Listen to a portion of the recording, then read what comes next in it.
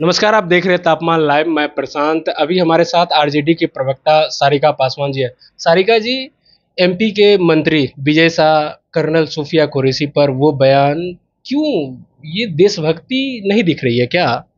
देखिए, भाजपा का चरित्र रही है और भाजपा के मंत्री विधायकों ने जो अभी हरकतें कर रखी हैं वो दिखा रहे हैं कि भाजपा का असल चेहरा यही है। भाजपा शासित राज्यों में सबसे ज्यादा महिलाओं का बलात्कार और हत्या, मणिपुर से लेकर आपने हाथरस तक का कांड देखा। और अब खुलेआम देश की सेवा कर रही सूफिया कुरैशी, जो कि भारत को रिप्रेजेंट कर रहे थे, और उन्होंने किस तरीके से उनके लिए आपत्तिजनक शब्दों का इस्तेमाल किया, इसे पता चलता है। मन तो कर रहा है कि मेरा भी बोलूं इस मंत्री के खिलाफ कुछ ऐसे शब्द, लेकिन मर्यादित हूँ। मर्यादा में रह करके ही मैं टिप्पा टिप्पणी कर सकती हूँ, अन्यथा ऐसे लोगों को तो जूते से मारना चाहिए। जूते के नीचे तो बात करनी ही नहीं चाहिए। लेकिन वो तो आप ट्विटर पर देखे हैं, गलतियां भी मांग ली है कि हमसे गलती हो गई। तो कह तो रहे हैं ना, हम भी चाहते हैं उनको 10 जूते लगा कर उनसे सॉरी कहते हैं, तो हो जाएगी भरपाई, कड़ी कार्रवाई। इसके अलावा कुछ नहीं। माफी कुछ नहीं होता। कहते हैं ना, sorry doesn't make dead people alive. आप किसी का गर्दन रेत दो और कह दो माफीनामा। आप किसी को अभद्र गालियां दे दो और कह दो कि मैंने अपने शब्द वापस लिए। तो कहते हैं ना कि मयान से निकली हुई तीर जो है ना वो वापस नहीं होती, वैसे ही आपकी जबान से निकली हुई कटु भाषा जो है ना वो भी वापस नहीं हो सकती। तो पहले कम से कम उसके लिए तगड़ी सजा तो पहले ले लो। तुम जो बोले हो उसको तुम भोग लो।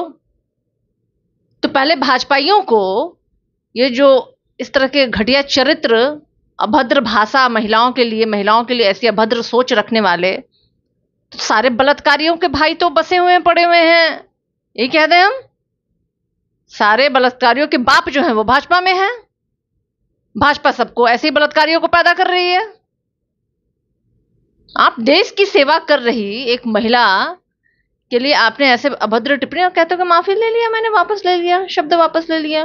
कतई बर्दाश्त के काबिल नहीं है। नहीं लेते हम आपकी माफी। आप माफी मांग रहे हो, हम तुमको नहीं माफी ले रहे हैं स्वीकार करके। तुमने जो किया उसके लिए तो सिर्फ एक सजा ही हो सकती है। पार्टी से निकाला, जरूरत पड़े तो देश से निकाल दो इन लोगों को। क्या लग रहा है कि देश से निकाल सकते हैं बीजेपी? इतना बीजेपी में है क्या दम? दम नहीं है। 56 इंच वाला सीना का प्रधानमंत्री जी का हम लोगों ने देखा ना, 6 इंच का सीना भी नहीं बचा है उनमें। उनकी इतनी हिम्मत हो गई कि अपने मंत्री को निकाल देंगे, अपने विधायक लोग को निकाल देंगे। हाँ, ये लोग तो करवाते हैं ये काम। और जो ये लोग नहीं एक्शन ले रहे हैं, तो ये तो प्रूफ कर रहा है कि भाजपा करवाती है, जानबूझ करके अपमान करवाती है। कांग्रेस भी लगातार ये विरोध कर रही है कि उसे कम से कम मंत्री पद से इस्तीफा दिलवा देना नहीं, चाहिए। उसको आजीवन प्रतिबंध लगाना चाहिए किसी भी तरह के चुनाव, किसी भी तरह के सुविधाएं लेने से। आजीवन प्रतिबंध। और जो अभी तक उन्होंने लिया भी है ना, उसको भी वो सूद समेत वापस करें। जिस भी तरह की उन्होंने सेवा ली है ना, वो सब सूद समेत वो वापस करें। और काल कोठरी में जाके वहां पे चक्की पीसो, तुम्हारे लिए वही जगह वही बनती है। सारिका जी, आप भी महिला हैं। सूफिया कुरैशी एक सम्मानित, देखा जाए, पूरे देश के लिए बलिदान देने को तैयार है।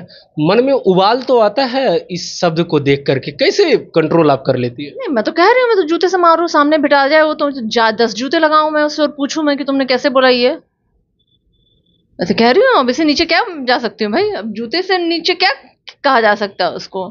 जूता खोर है ये लोग, जूता खोर है।